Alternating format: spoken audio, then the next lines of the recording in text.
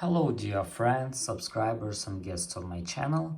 In this video I want to show and tell you how to check your achievements on Instagram.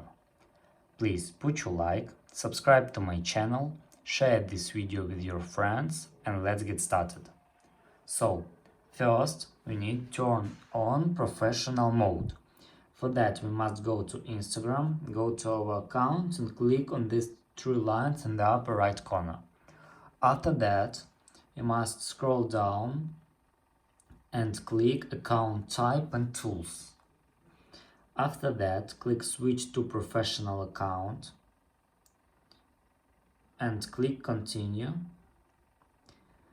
Choose what best describes you. Click OK. Wait some time. It can take up to 30 seconds.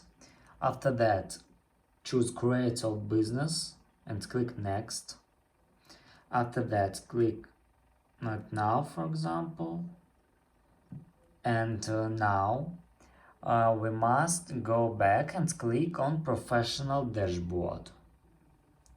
And here you can find and click Achievements. And that's all. If you enjoyed this video and found it helpful, please put your like, subscribe to my channel and share this video with your friends. Bye bye everyone, see you later.